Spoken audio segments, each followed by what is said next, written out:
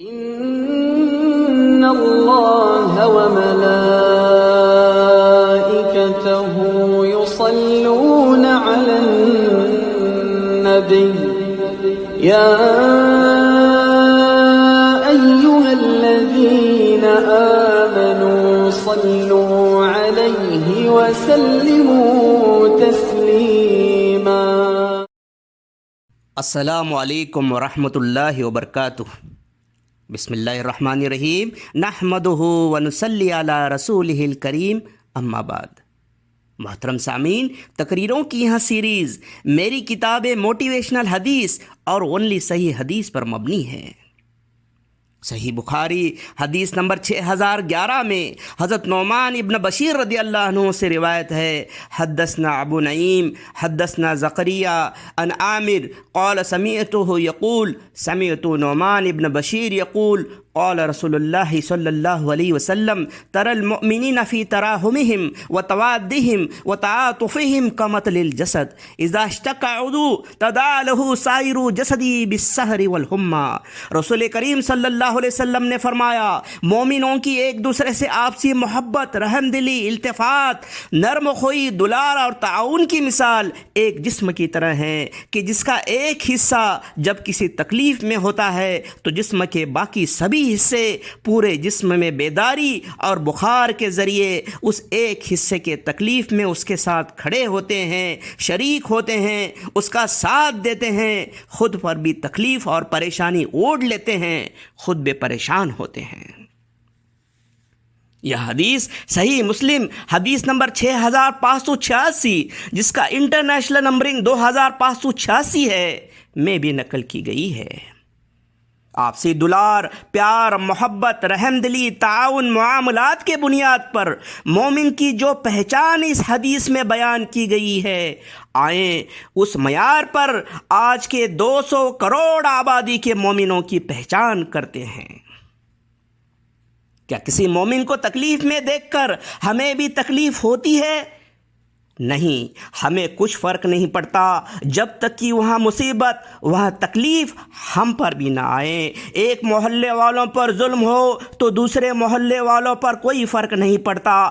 ایک گاؤں والوں کے ساتھ زیادتی ہو تو دوسرے گاؤں والوں پر کوئی فرق نہیں پڑتا. ایک شہر والوں کو در بدر کیا جائے تو دوسرے شہر والوں پر کوئی فرق نہیں پڑتا. ایک ضلع والوں کو اجاڑ دیا جائے تو دوسرے ضلع والوں پر کوئی فرق نہیں پڑتا. ایک ریاست والوں کو ہلاک کر دیا جائے تو دوسرے ریاست والوں پر کوئی فرق نہیں پڑتا. ایک ملک سے قوم کا صفایا کیا جائے تو دوسرے ملک والوں پر کوئی فرق نہیں پڑتا. کسی کو مارا، کاٹا، جلایا جائے تو ہمیں کوئی فرق نہیں پڑتا تب تک کہ جب تک ہم پر کوئی آنچ نہیں آتی. برما، فلسطین، بر صغیر کہیں پر بھی کچھ ہو تو ہمیں کوئی فرق نہیں پڑتا کیونکہ ہم تو محفوظ ہیں. پھر کسی کے تکلیف سے ہمیں کیا لینا دینا؟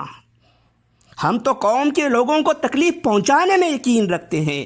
ایک بھائی اپنے سگے بھائی کے خون کا پیاسا اس لیے بنا ہے کہ اسے حسد ہے، بغض ہے، دشمنی ہے، وراثت کے مال کی وجہ بنی ہوئی ہے. رشتہ داروں کے جان کے دشمن بنے ہوئے ہیں. قوم کے کسی بھی شخص کی اونچائی، ترقی ہمیں برداشت نہیں ہوتی اور ہر وقت ہم ان کی ٹانگ پکڑ کر نیچے کھینچنے کی کوشش میں لگے رہتے ہیں جو ادا کیکڑوں نے ہم سے ہی تو سیکھی ہے. کسی کی تعریف، اچھائی ہم سن نہیں سکتے، اس لیے غیبت، بہتان، عیب جوئی میں ہر وقت لگے رہتے ہیں.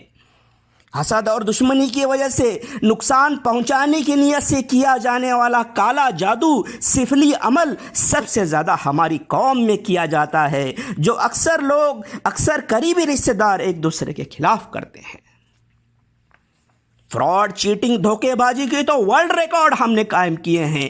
کئی لوگ قرآن پر ہاتھ رکھ کر اللہ کی جھوٹے قسمیں کھا کر ٹھگی کرتے ہیں. ان کے مکڑ جال میں شریف، رحم دل مومن پھنس جاتے ہیں جو انہیں بڑی رقم قرض کے طور پر دے دیتے ہیں. پھر رحمان کی جھوٹی قسمیں کھانے والے شیطان اپنے ساتھی شیطانوں کے ساتھ مل کر اس رحم دل مومن کے خلاف سازشوں کا ایسا ننگا ناچ کرتے ہیں کہ اسے خون کے آنسو رونے پر مجبور کرتے ہیں.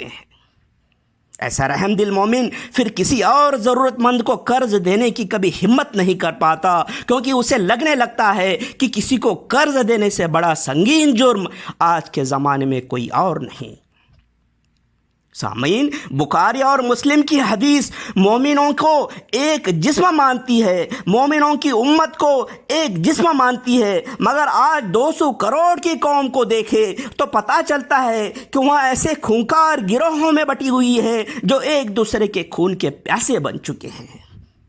یہاں گروہ ہے فرقے جو ایک دوسرے کے ہلاکت سے کم پر راضی نہیں، ہر ایک کی نظر میں دوسرا فرقہ کافر ہے، اور اس کا اعلان اپنی زہریلی زبانوں سے ان کے رہنما لگاتار کرتے رہتے ہیں۔ ان کا زہر ایسا کہ کسی ناک سانپ کو بھی پیچھے چھوڑ دے۔ مسجدوں کے باہر بورڈ لگے ہیں کہ دوسرے فرقے کا نمازی مسجد میں آئے گا تو مارا پیٹا جائے گا۔ جنازے کے پاس کھڑے ہو کر رہنما اعلان کرتا ہے کہ دوسرے فرقے کا اگر جنازے کے نماز میں شریک ہوگا تو گھسیٹا جائے گا۔ شادیوں میں بھی ایسا اعلان ہوتا ہے۔ ایک جنازے کی نماز دوسرے فرقے کے امام نے پڑھائی تو سب مقتدیوں کی شادی ٹوٹ جانے کا اور انہیں دوبارہ سے نکاح پڑھوانے کا بیتقا فتویٰ دیا گیا۔ عمرہ حج میں امام حرم کے پیچھے نماز نہیں پڑھتے اور ایسا کرنے کو کفر کہتے ہیں۔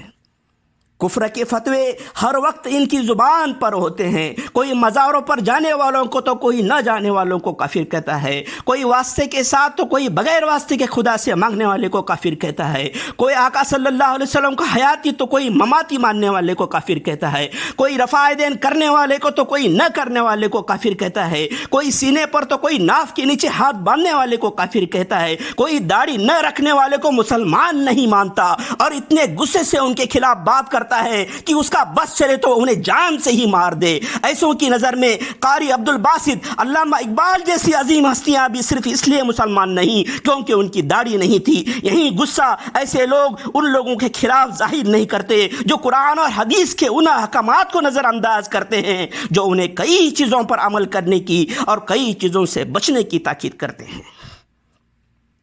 بات بات پر ہر دوسرے کو گالی دینے والے ان لوگوں کی زبان پر ڈر کے مارے تب تالا پڑ جاتا ہے جب انہیں اللہ اور رسول اللہ صلی اللہ علیہ وسلم کی توہین کرنے والے، مسجد اور قرآن کی بے حرمتی کرنے والے، معصوموں کی قتل غارت گیری کرنے والوں کے خلاف کچھ بولنے کے لیے کہا جاتا ہے۔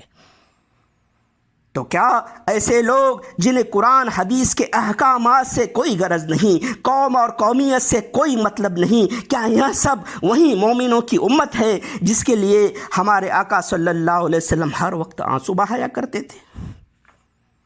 اس کا جواب ہمیں قرآن دیتا ہے۔ سورہ نور سورہ نمبر 24 آیت نمبر 55 میں اللہ سبحانہ تعالیٰ کا وعدہ ہے، وعد اللہ الذین آمنوا منکم وعملوا الصالحات لیستخلفنہم فی الارض کما استخلف الذین من قبلہم۔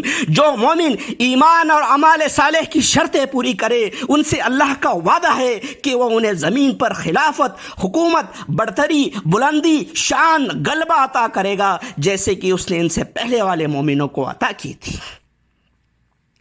سامعین، اللہ اپنے وعدے کا پکا ہے۔ اب ذرا اس 200 کروڑ کی آبادی کو دیکھو جن میں سے زیادہ تر لوگ دنیا والوں کی ٹھوکروں میں پڑے ہیں، وہ ہرگز مومنوں کی امت نہیں ہو سکتے، ورنہ آج عروج پر ہوتے، لوگوں کے سر کا تاج بن کر راج کر رہے ہوتے۔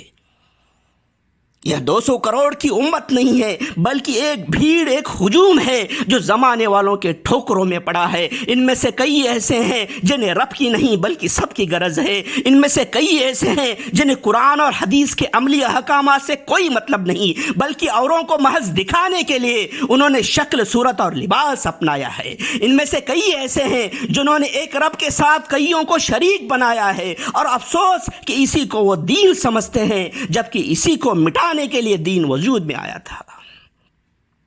ان میں سے کئی ایسے ہیں جن کا نام مسلمانوں جیسا اس لیے ہے کہ وہ ان کے والدین نے دیا تھا، مگر اس سے زیادہ ان کا دین سے کچھ بھی تعلق نہیں، نہ ایمان، نہ اعمال صالح، نہ حق اور نہ صبر کی دعوت۔ انہیں قرآن حدیث کے احکامات سے کوئی مطلب نہیں، نہ ہی انہیں آخرت پر ایمان ہے۔ ان کے رول ماڈل بھی فلموں کے ہیرو ہیروئن اور ناچنے گانے والے ہیں، تو ایسی بھیڑ امت کہاں سے ہو سکتی ہے؟ صرف نام سے مسلمان ہونے والوں کا اسلام سے کیا لینا دینا؟ نام کے مسلمان تو منافقوں کے سردار عبداللہ ابن ابی ابن سلول اور اس کے ساتھی بھی تھے، عمرو ابن ہشام یعنی ابو جہل اور عبد العزیٰ ابن عبد المطلب یعنی ابو لہب کے نام میں مسلمان جیسے ہی تھے۔